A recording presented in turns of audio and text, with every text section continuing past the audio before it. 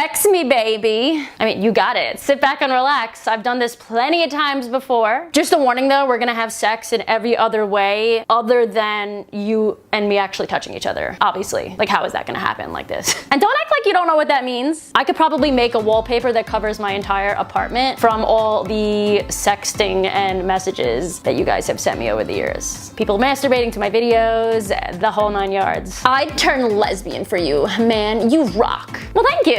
All you have to do is be like more like this guy, and then you're just like, you're a little bit closer. Pun intended, you're one step closer. Seriously though, I've been making content on this platform for 11 years now. It's crazy to think about that. I constantly get messages like this every day. I'm not gonna lie, I kind of enjoy most of them. At one point, I even had somebody message me saying that he was a natural inseminator. This is the email, I'm not even kidding. This is my life, this is my job, this is my career, this is what I do. And he wanted to be paid for it. I'm not kidding. I do want to note though that it's important to recognize how much it's changed over the years, right? How much more we are all comfortable talking about sex or having sex. I mean, we went from writing little love notes to sexting to video chat sexing to OnlyFans pages where people get to see hot photos of individuals that they're attracted to and also get like exclusive content that's made just for them by people that they're attracted to. And now we are at the point where we can even have virtual sex. Yes, it's exactly what it sounds like. And we even have virtual sex toys that can be used from across the world to please somebody. Please your partner, please a date, please yourself, somebody can please you. Quick shout out to Monster Pub and their new line of vibrators, remote control vibrators. And yes, they are sponsoring this video. Listen to this. These can be controlled from anywhere in the entire world as long as you have Wi-Fi, as long as both of you have Wi-Fi and a smartphone app that you use to control this. This is insane. This is my favorite one from their new line of toys. It has motion control that detects your movements. You can go with it. You can go out with it since it's all controlled by your app, and you can like tease your partner when you're out to dinner and such. Like, tell me that's not hot. There's also a human temperature simulation. And like, obviously nobody likes cold ass sex toys. Unless you're into ice play, then that's kind of the point. This is made both to stimulate the G-spot and the clit. Also, you can create your own vibration patterns. I don't know any other sex toy that's done that yet. If you want to check them out for yourself and you want to support companies that support our voices and this channel, you can click the link in the description below and use the code Ariel25 for 25% off site-wide. I like how I'm using this as a Also, this is a random but cool fact about the toy. There's also a health tab where you can use this for Kegel exercises, which a lot of the times makes sex even better. It's like guided meditation for your vagina, basically.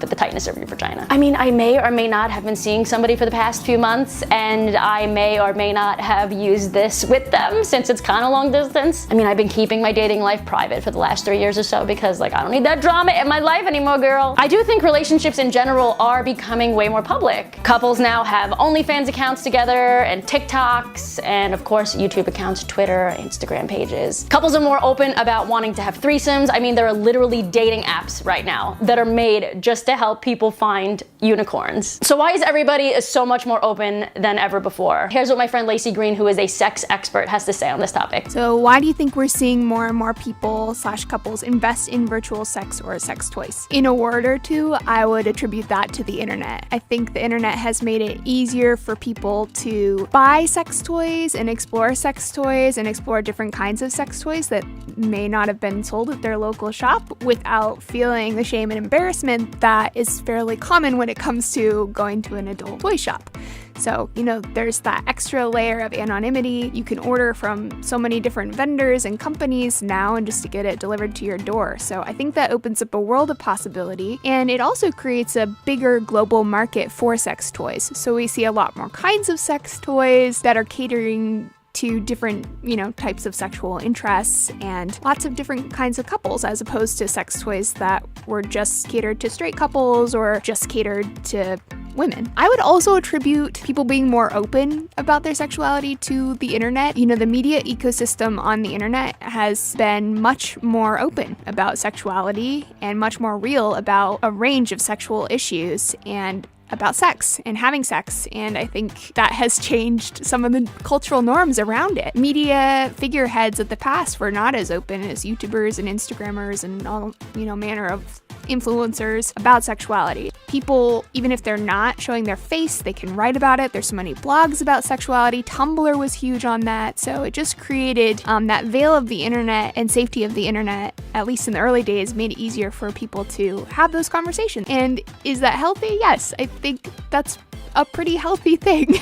It's very unhealthy when people feel like they cannot talk about sexuality, cannot ask questions, cannot learn about their bodies. It makes everything a secret. It allows mythology and sexism, racism, homophobia, transphobia, all that kind of stuff to thrive in the absence of good quality information. So I would say it's very healthy, and it combats shame and embarrassment and guilt that a lot of us internalize about sexuality when we're younger. What makes something healthy or toxic in this regard? The only thing I would say that could be toxic is if you become dependent on any particular porn, online porn, or parasocial relationships made with someone you follow on OnlyFans. If those types of things stand in for real healthy exchanges, consensual exchanges with a partner all the time, for decades and decades or whatever, I would have some questions about that. I wouldn't necessarily call that toxic, but I think that, in the future, as this digital sexual world becomes more and more built out and more a part of our lives, it's possible that this may kind of ensnare some people in it in a way that is not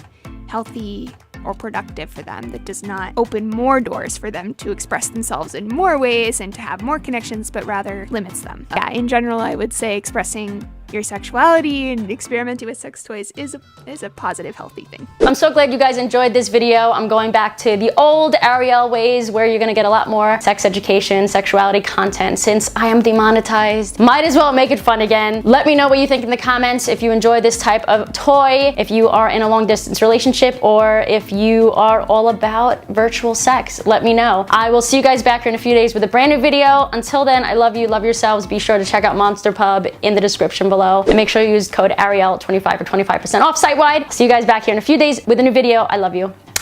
Bye!